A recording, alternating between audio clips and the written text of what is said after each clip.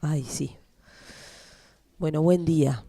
De verdad, quiero empezar pidiéndole disculpas por la tonalidad de la voz. Estoy con una difonía que me dejó así. Eh, Así que van a tener que tenerme paciencia.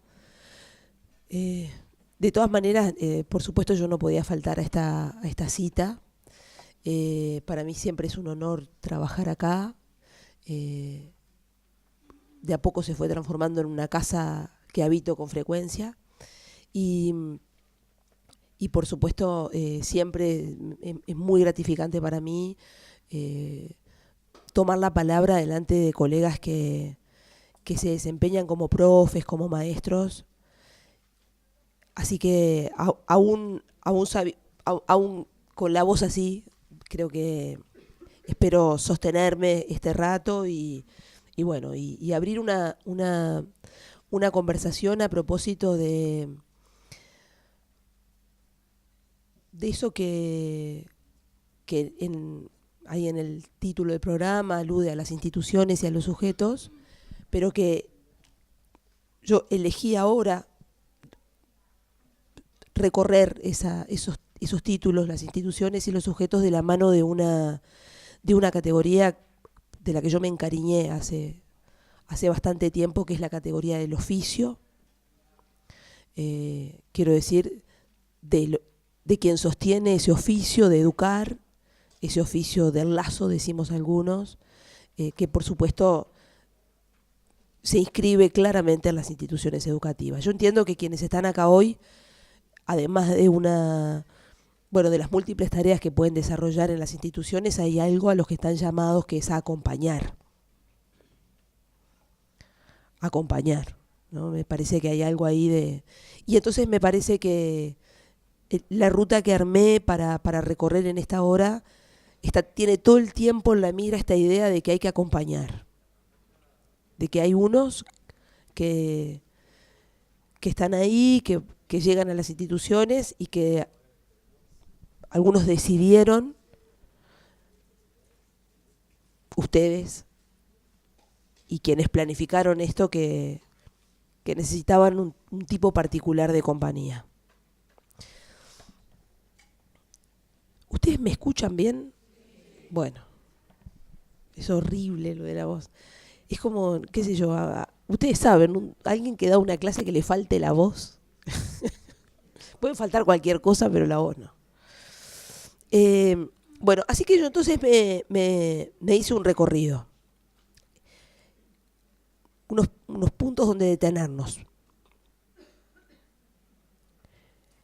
El primer punto en el que querría que nos detenerme sería en la idea misma de esto que llamaríamos los oficios. ¿Por qué yo elegiría la palabra oficio y no la palabra profesión, la palabra técnicos o profesionales? Bien.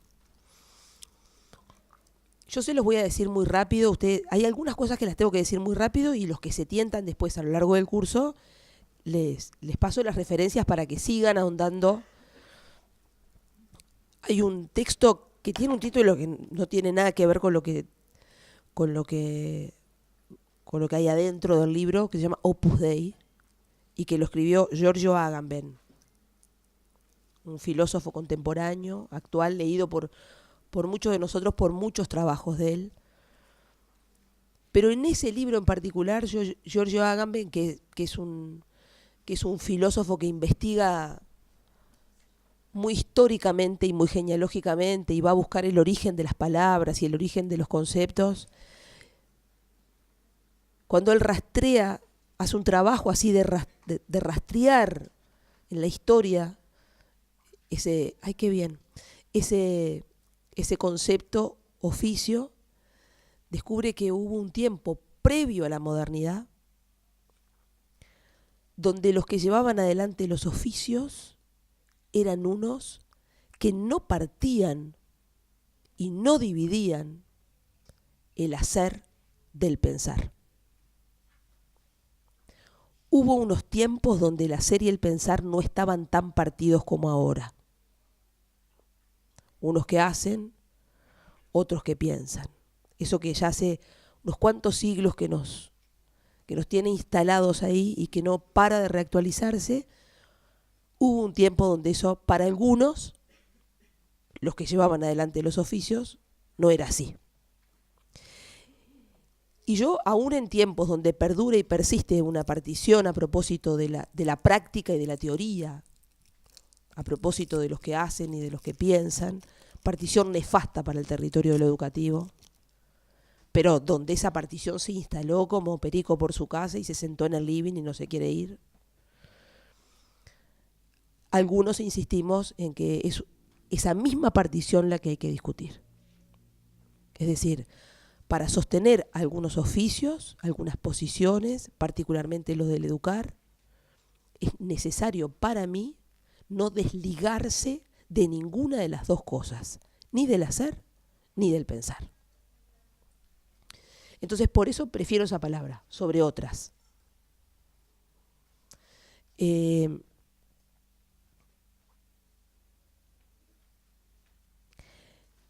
estos tiempos donde en estos últimos tiempos, cuando digo últimos tiempos estoy hablando de los tiempos del hombre, imagínense que cuando digo últimos tiempos capaz que estamos hablando de 30 años como nada, pero por supuesto todos los que estamos en la sala sabemos que los contornos y los relieves de las instituciones educativas en los últimos 30 años se han modificado sustantivamente, eso ya lo sabemos porque los hemos estudiado, pero también lo sabemos porque lo vivimos. Es decir, porque lo hacemos. Y particularmente me parece que es necesario aludir al oficio, a esto que no parte el hacer y el pensar, cuando nos toca intervenir en unas condiciones de actualidad, en lo que yo últimamente vengo imaginándome así como con una palabra, diciendo la verdad que hay unas pedagogías que son como del extremo, donde en eso que yo querría llamar por un rato pedagogías del extremo, ya no está en juego solamente ahí la transmisión de contenidos, no está solamente en juego ahí la transmisión de la cultura en sentido de cierta didactización y de cierta transmisión, pero no es sin eso, pero no alcanza con eso. Y definitivamente me parece que por eso algunos vienen acá una mañana del sábado a hacerse unas preguntas a propósito de cómo acompañar. Porque lo que está en juego no es solamente una didáctica, no es solamente una transmisión de contenidos, y a la vez,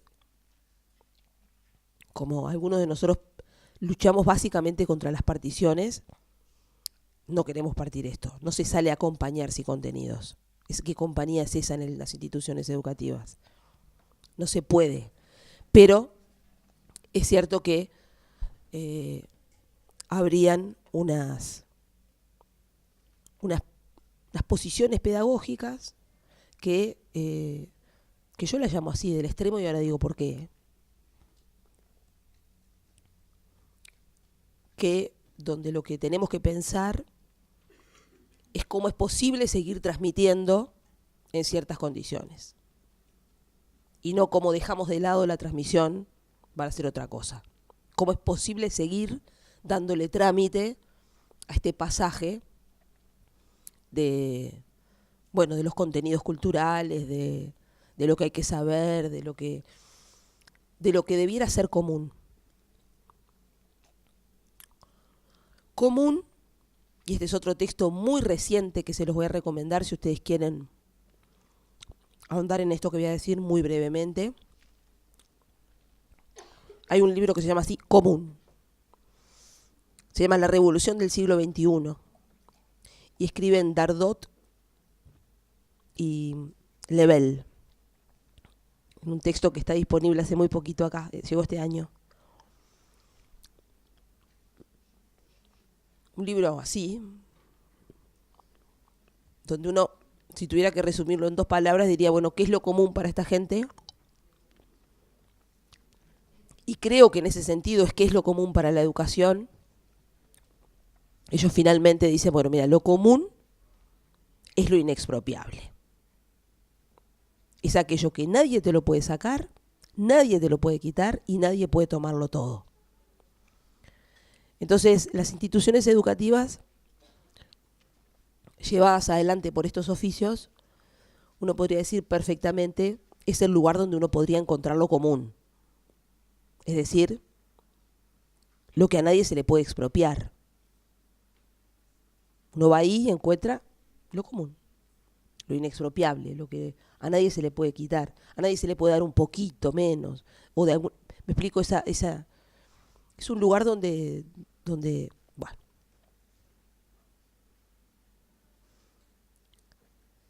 Entonces, puesto ese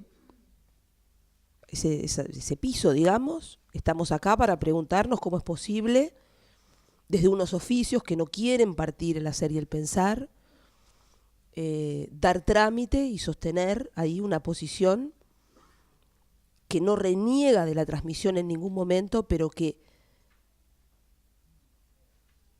concede a la idea de que lo que está en juego es algo más que la transmisión de contenidos académicos para sostener unos modos particulares de la compañía. Que yo creo que cuando eso está en juego hay algo, muchas veces hay algo de cierta pedagogía del extremo que es posible desplegar. Y ahora sí me quedo con esto, ¿por qué decir pedagogía del extremo? Punto número 1.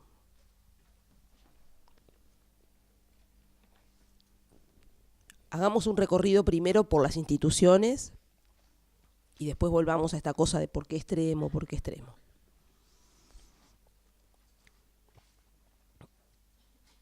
En primer lugar, una institución es el lugar donde los niños y los adolescentes y todos nosotros de ahí en más damos trámite a una cosa que la vamos a definir, pero que se llama filiación de segundo grado.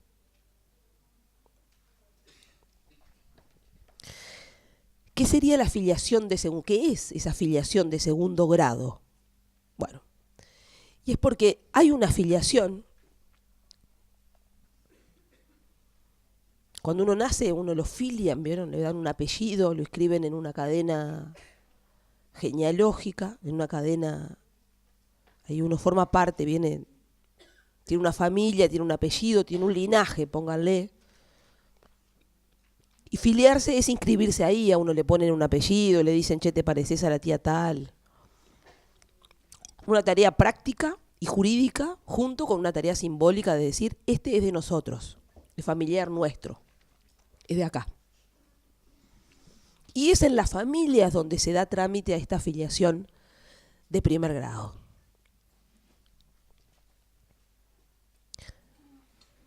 Pero los sujetos no pueden vivir bien solo con esa filiación, hablando de sujetos y de instituciones. Los sujetos viven muy mal si solo tienen esa filiación. Los sujetos necesitan hacer después, durante, simultáneamente, otro trámite, que es esto que llamamos filiación de segundo grado, que es no solamente tener una familia, sino formar parte de su sociedad y de su tiempo. ¿Dónde se hace ese trabajo de filiación de segundo grado? En las instituciones. No hay otro lugar para hacerse. No se puede hacer en la familia, por más macanudo que sea la familia. Acá no se trata de si la familia es buena, mala, más o menos. Simplemente que esta filiación de segundo grado, que es decir, yo no solamente tengo un apellido y soy de una familia, sino que formo parte de mi sociedad y de mi tiempo, se hace en las instituciones. Cuando uno es niño y adolescente, las instituciones privilegiadas para esta filiación de segundo grado son las instituciones educativas a las que uno concurre. Es decir, las instituciones educativas son ese lugar de naturaleza exogámica donde uno, y se los voy a decir así bien fuerte para que nos provoquemos, donde uno se pone a salvo de la familia. ¿Por qué digo que uno se pone a salvo de la familia? Y yo quiero insistir en esto, y particularmente en esta pedagogía del extremo, diría yo, porque cada vez que se nos complica pedagógicamente la cosa, decimos que no podemos educar por la familia de quien está ahí. Y por supuesto que lo familiar nos marca a todos, como no.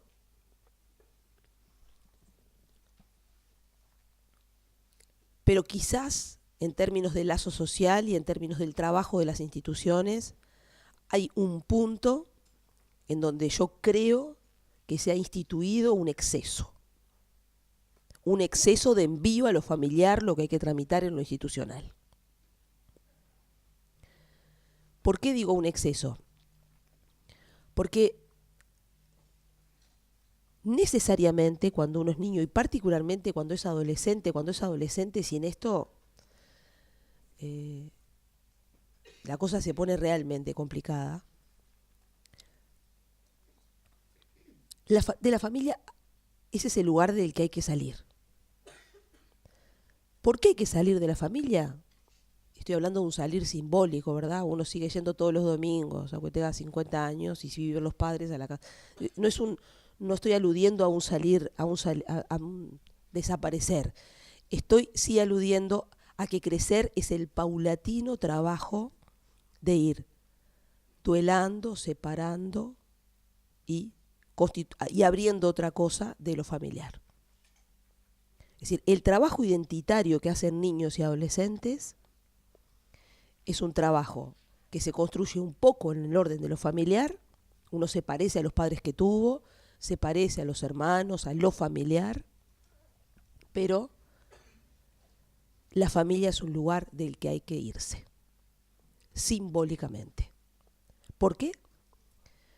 Porque lo que llamamos un sujeto es algo que se construye un poco con lo familiar y un poco con lo no familiar. Los sujetos enfermamos de forma dramática por las dos cuestiones. Quiero decir, a los sujetos podemos ir muy mal equipados por la vida si lo familiar lo que ofreció fue traumatismo, fracaso, falla. Pero también si lo único que tenemos es una familia. ¿Y saben por qué en el fondo de esto, en el fondo, por qué necesitamos algo más que una familia? ¿Por qué a la familia hay que dejarla? ¿Por qué es preciso salir de lo familiar? ¿Por qué es preciso hacer un trabajo afuera de las familias? ¿Por qué? Y porque en el lazo humano hay una cosa que estructura en el fondo de todo esto que se llama incesto. Y que se llama ley del incesto.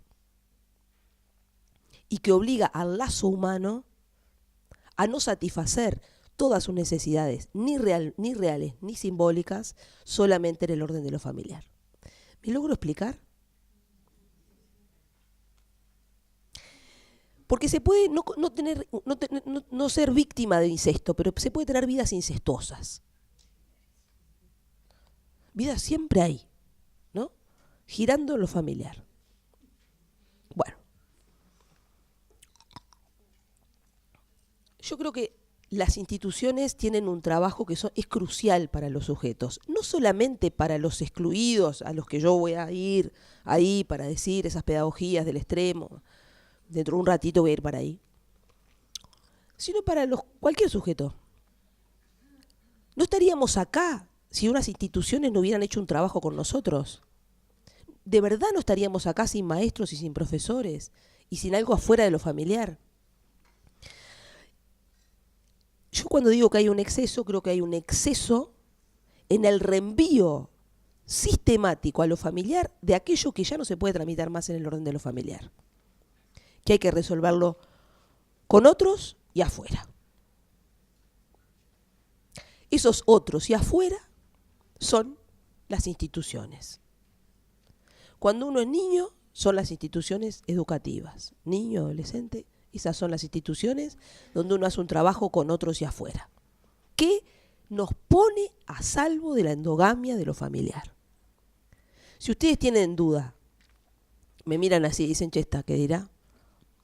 Ustedes tienen duda de los efectos nefastos en la subjetividad que la endogamia familiar puede tener. Se ve en una película que se llama Canino. Ah, la vieron.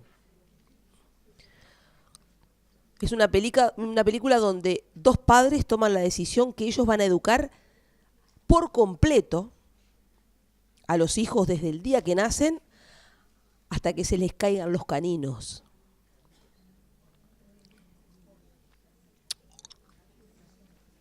Bueno,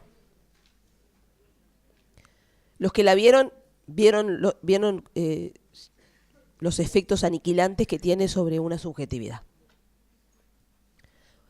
Yo remarco mucho esto, lo remarco, le pongo flujo. ¿Por qué? Porque estamos en unos tiempos donde hay una tendencia a minimizar el trabajo subjetivo que las instituciones hacen para poner en relevancia eso que hay que resolver en la familia.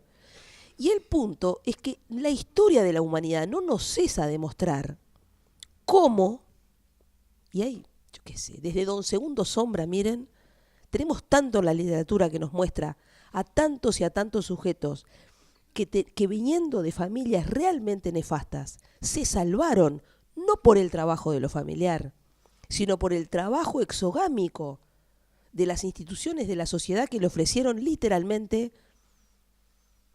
Uno puede decir, es que uno tiene que reconocer en esas biografías y también en la de uno, que uno tiene más de un padre. Uno tiene los padres que lo parieron, pero después uno tiene ese que me enseñó el placer por la filosofía. A mí no me lo transmitió mi mamá eso. La verdad que no. Esos bautismos, esos ingresos.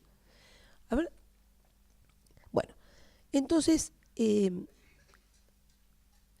yo creo que en primer lugar cuando uno trabaja en las instituciones educativas y sostiene estos oficios, hay que saber que uno talla la trama identitaria de la gente con la que trabaja.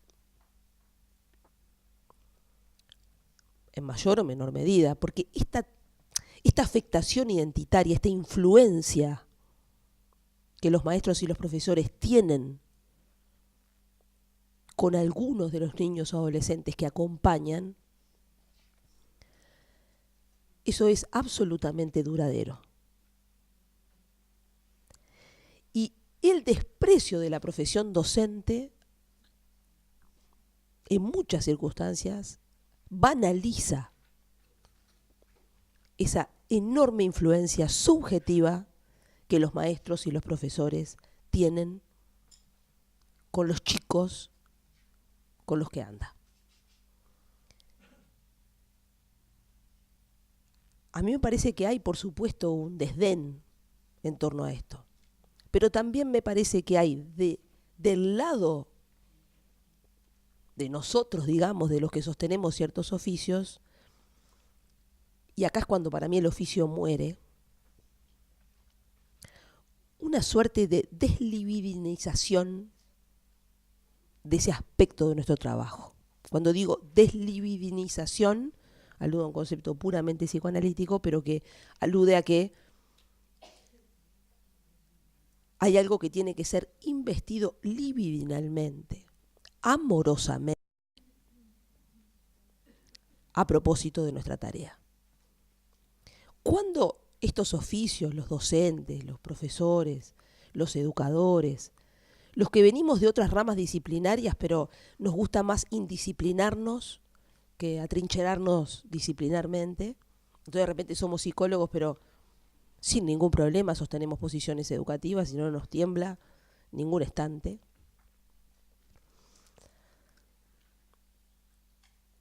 Cuando nosotros deslibidinizamos, es decir, le sacamos eso que el oficio requiere de nosotros, que es que carguemos amorosamente y libidinalmente lo que hacemos. Para mí esa es una condición de este oficio. Cuando uno se quema y tira la toalla en este aspecto, Y uno entra en riesgo de burocratizarse, de quemarse, pero también de ser profundamente infeliz. Es decir, entonces, a mí me parece que un punto uno en esta reflexión a propósito de las instituciones y de los sujetos es este recalque en esta posición exogámica que las instituciones tienen, que literalmente pone a salvo a los niños de lo familiar y no al revés. Y que eso se lleva adelante desde un oficio, desde una posición hacia el otro, pero también hacia uno mismo.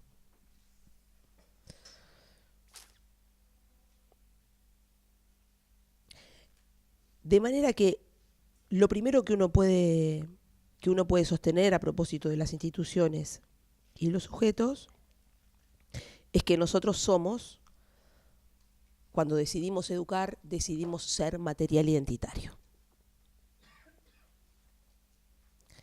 Lo interesante de todo esto es que todo esto que yo estoy diciendo, ustedes se dan cuenta que no forma parte de ninguna didáctica, ni está ligado en particular a un contenido sobre otro. Esto no lo puede más el de geografía que el de biología, ni que el de matemáticas. Esto no se liga tanto a los contenidos, sino a la posición de quien transmite. Y en eso Philippe Mérieux tiene una frase que a mí me gusta mucho, dice, miren, los alumnos aprenden más, no aprenden tanto de los contenidos que nosotros transmitimos como de la pasión que el docente tiene con ese contenido. Viven de eso, viven de ver gente apasionada con algo. Entonces, y vuelvo a recalcar, como ven en la cita de Mérieux,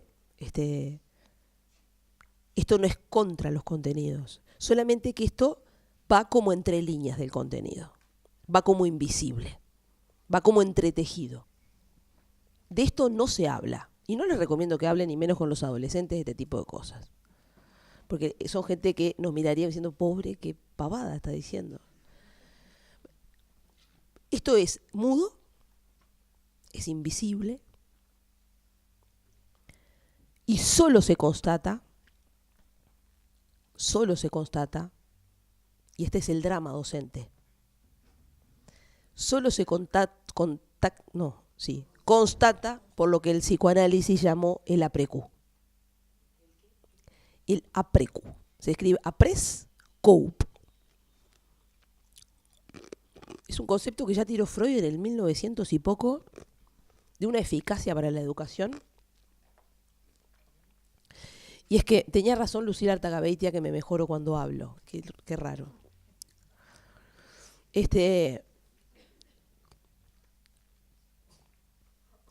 La après-coup es un concepto que tiró Freud para hacer notar cómo funciona nuestro psiquismo. Y yo se los digo, es un concepto complejo, del que se ha escrito mucho, pero es muy simple. Y si yo se los digo, ustedes lo van a identificar al instante. Y es que en la vida están los hechos de las cosas que nos pasan.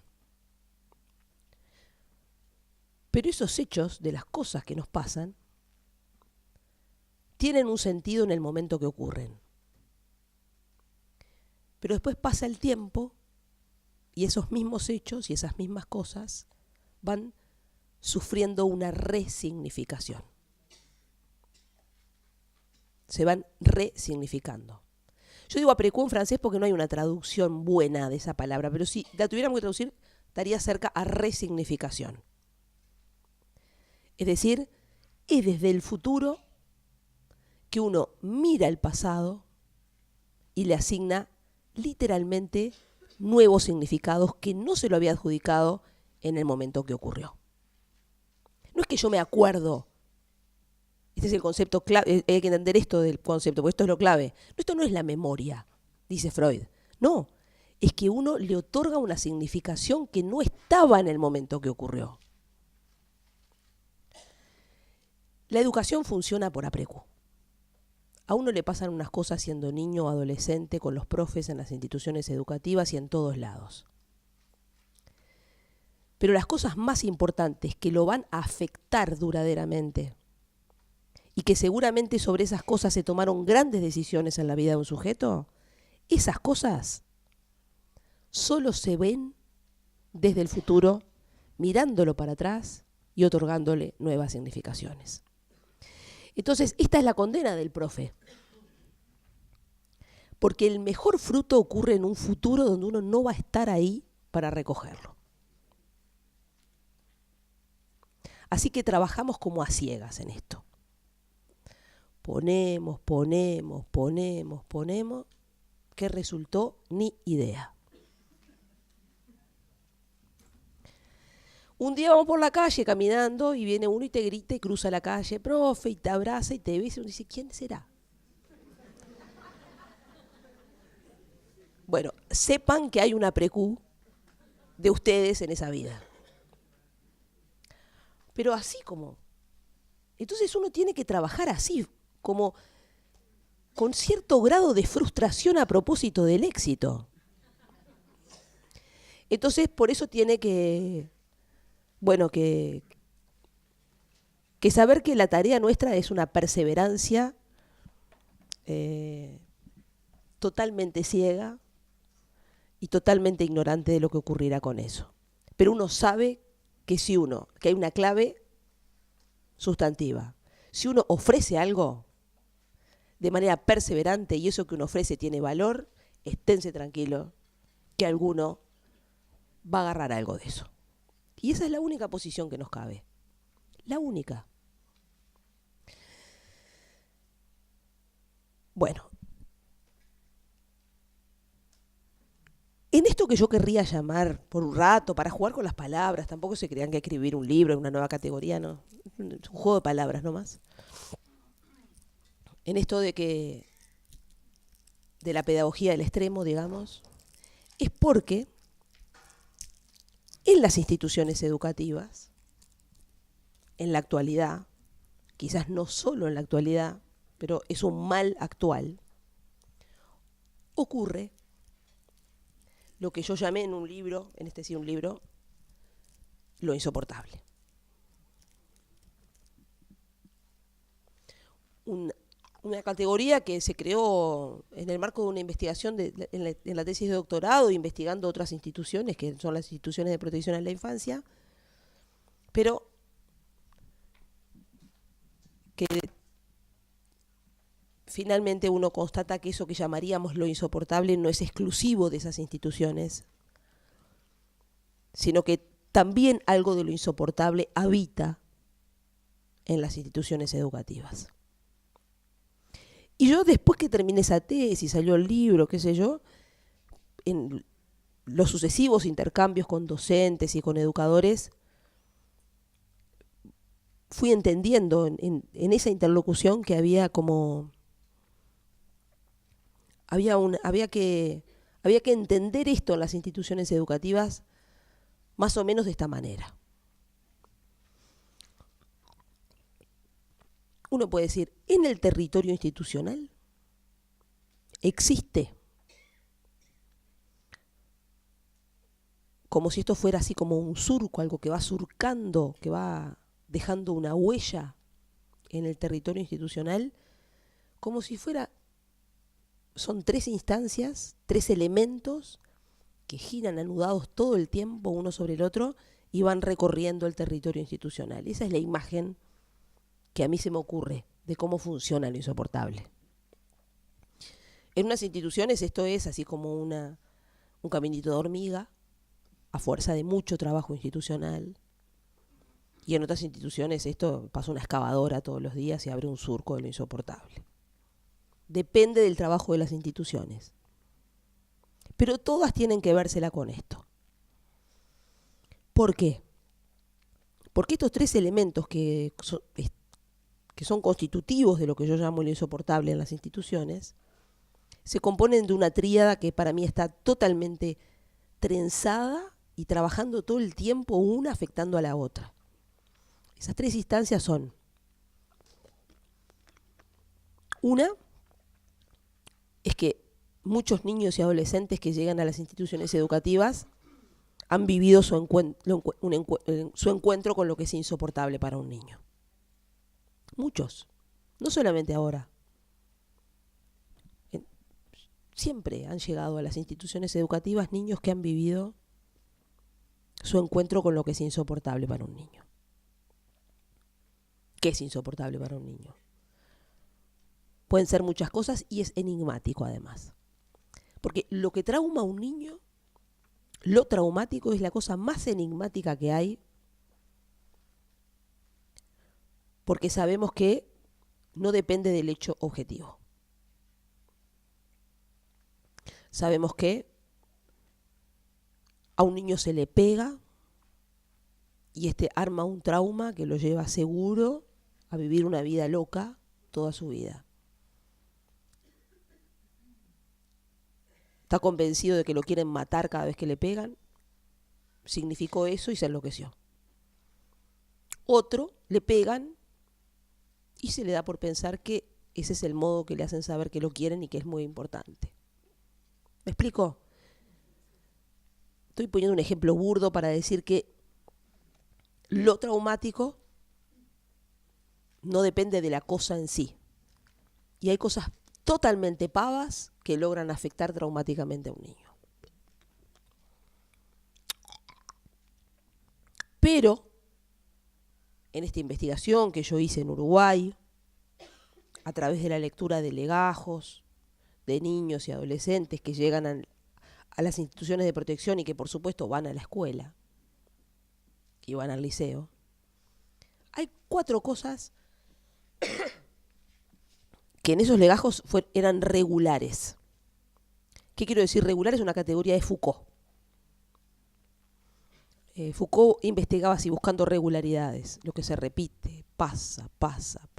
Eso es lo regular. En esos legajos habían 4 regularidades, 4 cosas que pasaban. ¿Qué?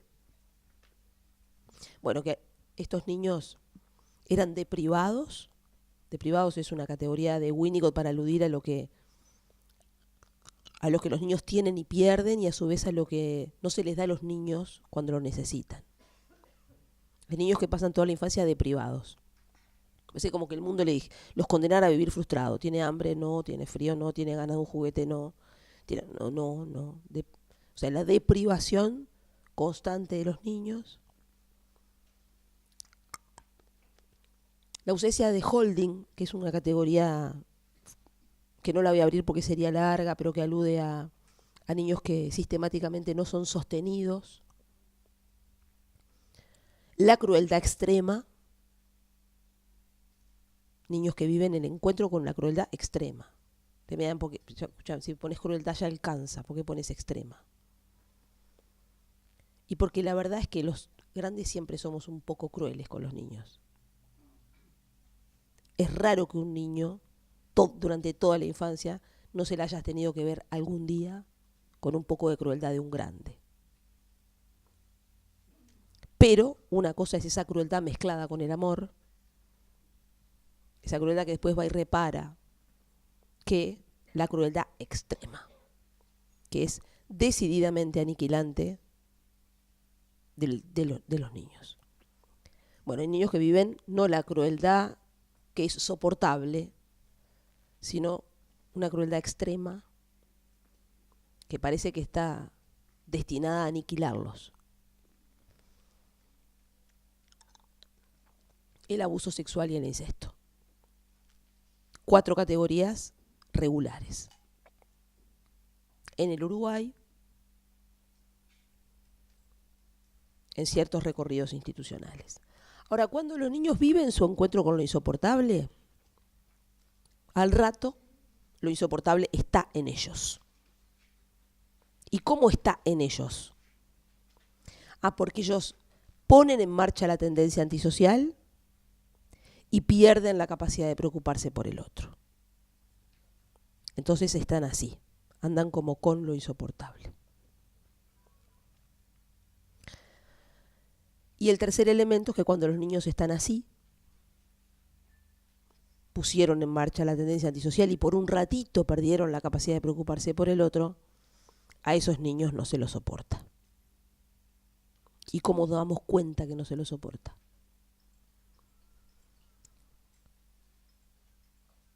En primer lugar, por la derivación. Son niños derivados sistemáticamente. Yo no estoy en contra con derivar, pero haciendo este trabajo de investigación me di cuenta que derivar tenía dos sentidos. En la etimología de la palabra están los dos sentidos de los usos que hacemos del derivar. En una significación etimológica, derivar quiere decir abrir un nuevo cauce. Entonces a veces uno cuando deriva lo que hace es abrir un nuevo cauce. A ver, vamos a abrir este cauce a ver si esto camina por acá. Y en ese modo del derivar,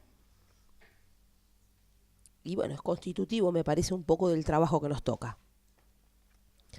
Pero hay otro sentido etimológico de la palabra derivar, que es cuando derivar es dejar a la deriva. La institucionalización de lo insoportable, cuando yo digo esto se institucionaliza, lo que se institucionaliza es un dejar a la deriva. Y entonces uno lee legajo tras legajos y ve cómo hay niños que transcurren una parte muy importante de su infancia subidos a una calecita de derivación. Y no llegaron nunca a ninguna parte. Bueno, eso constituye la institucionalización del no soportar a estos niños. Y la segunda cosa es durísima. Te van a decir que exagerada. Pero yo voy a tratar de demostrarles que no hay exageración ninguna. Y es que nos damos cuenta que a esos niños no se los soporta porque sobre esos niños se pone en marcha una venganza.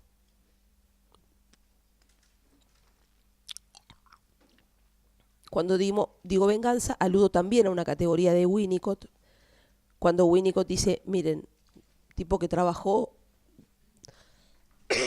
años y años con niños difíciles, les decía él. Estos que requieren una pedagogía del extremo, estos que no se contentan con lo que le pases el contenido, quieren más de nosotros. Él decía que los niños no pueden cometer un acto antisocial, y no se refiere exclusivamente al delito, aunque lo incluye. Si un niño rompe los vidrios de la escuela, un niño le pega a la maestra. Los niños y los adolescentes, decía él, no pueden hacer ese tipo de cosas sin despertar en una parte de la sociedad y en una parte de las instituciones educativas, digo yo,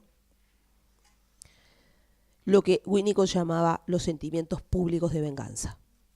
Y él decía que eso se expresa con esa voz que viene de la sociedad y que viene de una parte de las instituciones que dice que los encierren, que los castiguen, que los echen y que no vengan nunca más.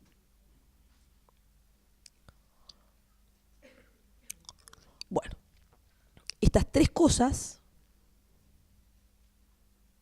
los niños viven su encuentro con lo insoportable, luego lo insoportable los habita, luego a esos niños no se les soporta, funcionan totalmente trenzadas una sobre la otra y van recorriendo el territorio de las instituciones, armando lo que llamamos los circuitos de la desprotección en las instituciones de protección. O los circuitos donde no se educa en las instituciones educativas. Depende del trabajo de la institución que esto sea un caminito de hormiga. Y bueno, cada tanto no nos salió. Puede pasar. O que esto sea realmente algo que diagrama todo el territorio institucional. Cuando uno quiere trabajar con esto,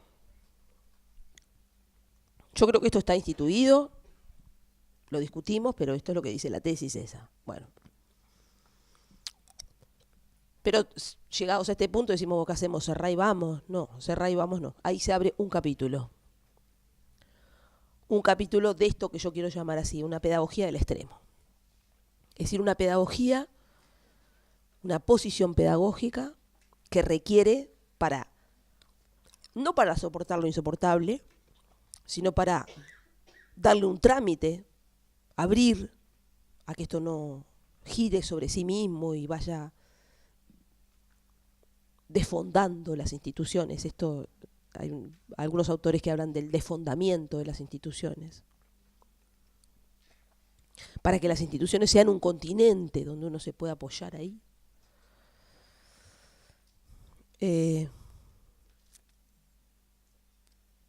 Hay una pedagogía que hace la tentativa, digo la tentativa porque Fernández Ligny, un pedagogo, quizás lo conocen, porque trabajaba con gurises delincuentes primero y después con autistas. Él, cuando trabajaba así en los extremos subjetivos, decía esto. Decía, miren, yo lo que sostengo es una tentativa, intento. De tanto intentar muchas veces salía bien, pero se bajaba de la soberbia de arreglo todo, ¿no?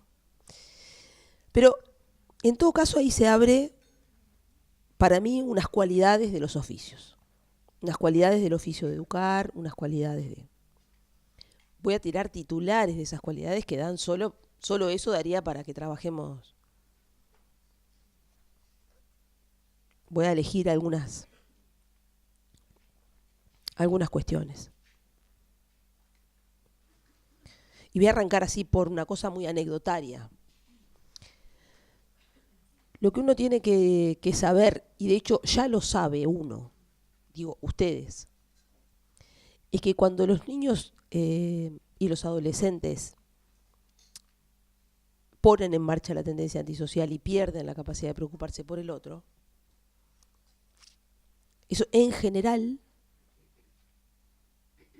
ocupa un rato, pero no todo. No sé si han tenido esa experiencia muy cotidiana del trabajo, que un niño les dice cualquier cosa, un adolescente le dice cualquier cosa, se zarpó, al ratito viene como si nada.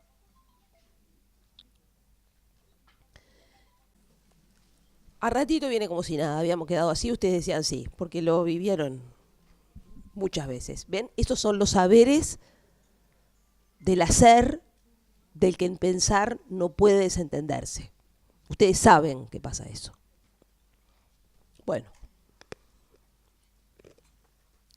esta pedagogía a la que yo estoy aludiendo, ahí empezó el trabajo. Ahí no es el momento donde se termina el trabajo. Bueno, finalmente te vas. Ahí para algunos de nosotros empieza el trabajo. En el después. Y ese después es un después que siempre apunta a qué. A que el otro descubra, a fuerza de muchos intentos, algo que también yo tendría que desarrollar esto, pero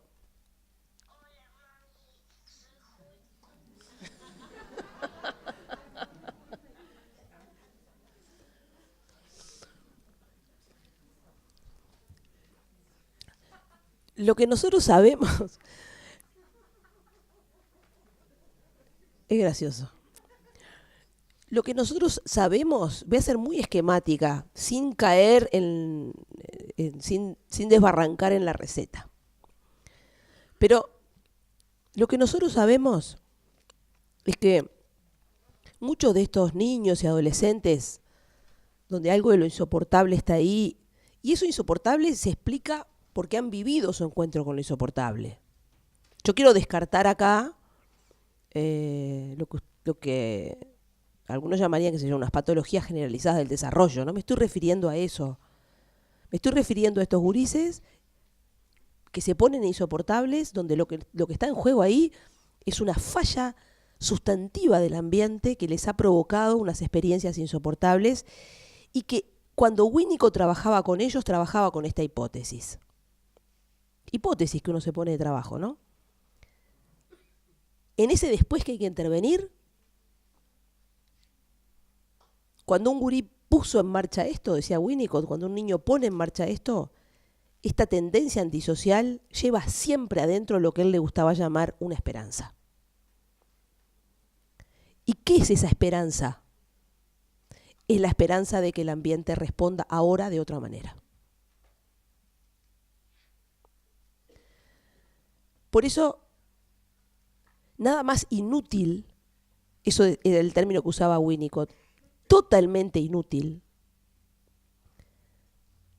a un niño que robó porque se puso antisocial, porque lo insoportable que vivió se le puso en marcha, a ese decirle no se roba.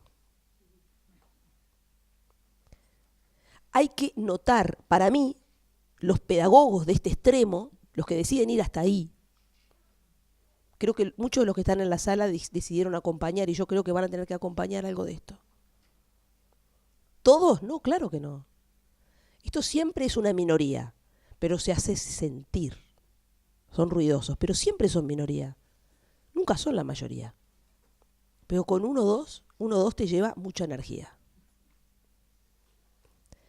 Pero cuando uno decidió decir yo sigo sosteniendo una posición pedagógica, hay que dar de baja a esta inutilidad y hay que saber la diferencia cuando uno está ante un mocoso maleducado a alguien que vivió su encuentro con lo insoportable. ¿Me explico? Y los pedagogos del extremo tienen que saber notar la diferencia.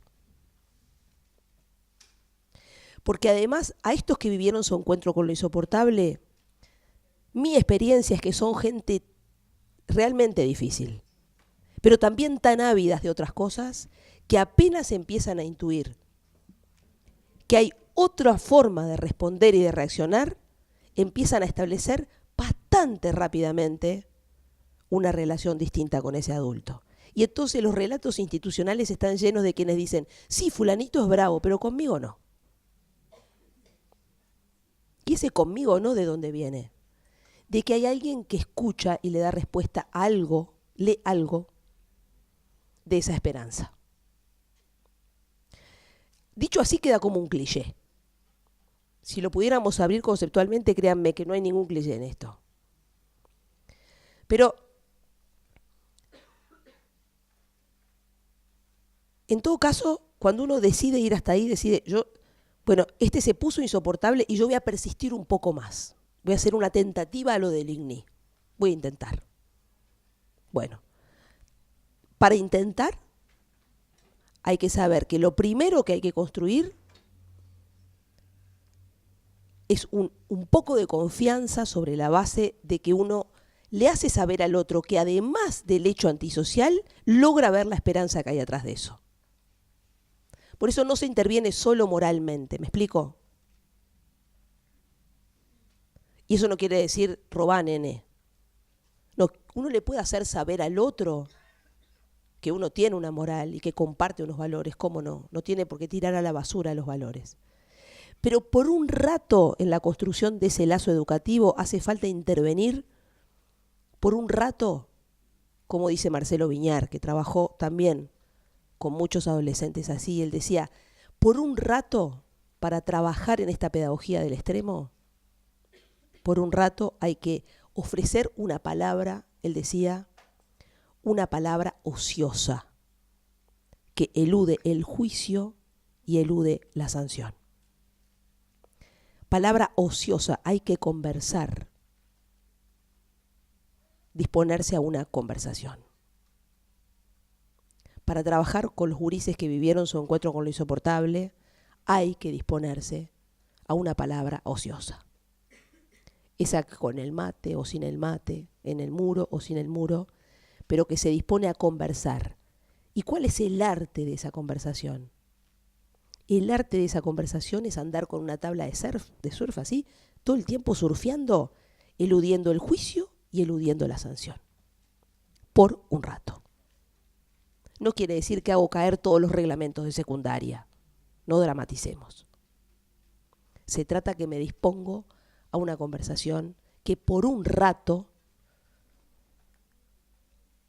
elude el juicio y elude la sanción. Si es una máquina de sancionar y de enjuiciar, en esta pedagogía del extremo no le va bien, porque el otro se va. simplemente se va. No quiere eso, eso ya el mundo está lleno. Si uno quiere trabajar ahí, pero uno puede no querer trabajar ahí, ¿cómo no? Y está bien. Solamente que si uno decide trabajar ahí, hay algunas cuestiones que, si uno decide trabajar ahí,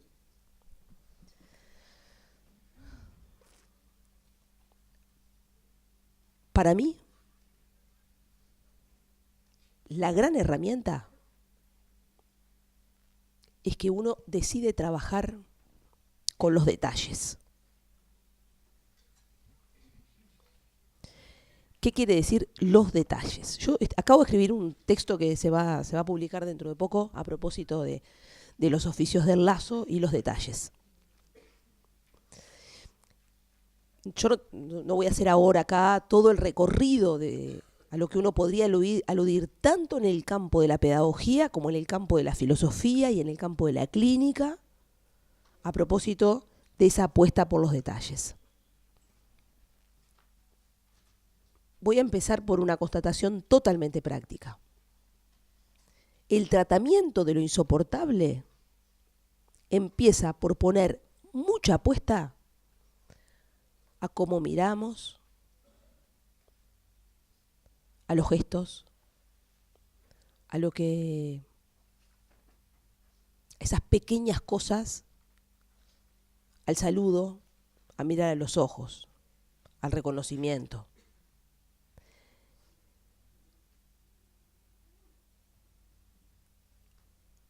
Esa percepción de los gurises de que hay alguien disponible a otra cosa con ellos se da siempre por pequeñísimos detalles. Winnicott, cuando instalaba unos albergues para niños difíciles, decía eso. Decía, nuestro trabajo es en un ambiente calculado de detalles. Porque no es lo mismo que yo te mire o no te mire, que abrace o que no abrace, que me ría o no me ría, que decida caminar por el patio contigo un poco o que no. Que te saque del aula incluso, pero que después te vaya a buscar, a que te saque y nunca te vaya a buscar. ¿Ven? Pequeños detalles. Uno tiene que apostar a trabajar con esas pequeñas cosas. Alain Miller, perdón, no Andrés, que es un psicoanalista, dice, a veces uno se pierde en las visiones de conjunto. Es una frase que a mí me pareció genial. A veces uno se pierde en las visiones de conjunto. ¿Vieron la exclusión, la pobreza, las instituciones, los grandes eslogans? Pero son los detalles lo que llaman al orden de las cosas. Entonces, él dice, uno se pierde más en esas visiones de conjunto que en las pequeñas cosas que lo componen. Yo no estoy diciendo, entiéndaseme bien, que los problemas de la inclusión de ciertos niños y adolescentes es una cuestión de detalles. A mí me queda clarísimo que lo que está en la base de esto es una profunda injusticia social que se salda en otro lugar que no es el aula y que se batalla en otro lugar, ni el aula ni las instituciones educativas. Y eso no es un detalle, no es un detalle que tengamos, que sigamos teniendo a la población de niños y adolescentes como los más pobres de este país, a que nos conste perfectamente que hay gente que sigue comiendo pasto, que los asentamientos irregulares están ahí, que la gente vive al lado del lugar donde hace caca, todo ese tipo de cosas que no son detalles, no son para nada detalles. Y hay una lucha social por modificar eso. Lo que estoy diciendo es que la intervención pedagógica en algunas condiciones requiere de que nos detengamos en los detalles. Si no nos detenemos en esos detalles y siempre estamos así con esa visión de conjunto, distantes, mirando las instituciones así como de lejos, distantes, mirando el panorama, y en esas visiones de conjunto no podemos intervenir en un tratamiento que minimice los circuitos de desprotección para los niños y adolescentes que vivieron su encuentro con lo insoportable. Para decidir trabajar ahí hay que ir por esos detalles. En las instituciones educativas hay un dicho, un dicho popular que a mí me parece que le viene muy bien a las instituciones. Y hay un dicho popular que dice, es en los detalles donde el diablo esconde la cola. Porque, dice Barthes, no hay moral del detalle. Barthes en un trabajo sobre el detalle genial, que no se los puedo desarrollar ahora, pero dice, no hay moral del detalle, hay detalles para todo. Hay detalles para ser buena gente y detalles para ser mala gente. Pero el partido del tratamiento de lo insoportable en las instituciones se dirime para mí tanto por los detalles que habilitan una posibilidad de trabajo, esos detalles de Winnicott, esos detalles de Miller, como esos detalles donde el diablo esconde la cola. Y después no hay cómo sancionar eso.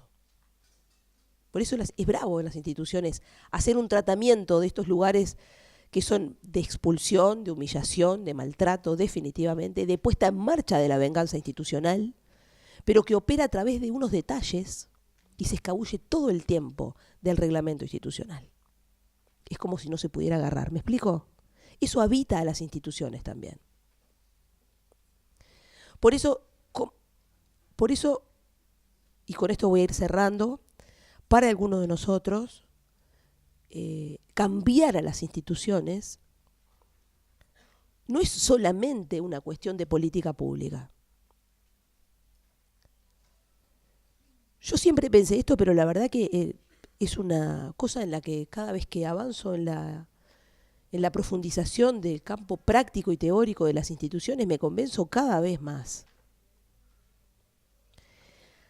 Hay una dimensión infinitesimal en las instituciones. Es una categoría que viene de Gabriel Tardet, un sociólogo que perdió con Durkheim. Por eso tenemos más Durkheim que Tardet para entender a las instituciones. Tenemos más PPT con gráficas que lo que él llamaba lo infinitesimal, lo más chiquito. Y tiene una frase que es genial. Y yo creo que a escala institucional esto viene como anillo al dedo. Gabriel Tardet decía, si es verdad que lo grande sostiene a lo pequeño, lo grande, pónganle, la política sostiene a las instituciones educativas, tan verdad es como lo pequeño es como que lo pequeño sostiene a lo grande. Entonces yo a esta altura creo que el cambio de las instituciones se dirime tanto en los escritorios de la macropolítica como en los detalles infinitesimales de unos oficios, en la micropolítica, en los niveles infinitesimales de las instituciones. Que algunos nos quieran hacer creer que el trabajo macro es más importante, más relevante y más político, eso es un capítulo de otro tenor. Los educadores y los que llevamos adelante el oficio del lazo, y como dice Graciela Frigerio, entendemos esos oficios del lazo como un modo de entender el oficio del vivir, tenemos una apuesta muy grande a esos pequeños detalles que constituyen lo más infinitesimal y entendemos que hay una lucha política ahí. Una política entre detalles. Esos que habilitan un lugar para que el otro no devenga insoportable siempre, y esos mismos detalles donde el diablo esconde la cola. Hay una verdadera micropolítica de una actividad impresionante en las instituciones, y yo creo que ahí hay una lucha de los educadores ineludible. Yo dejo por acá.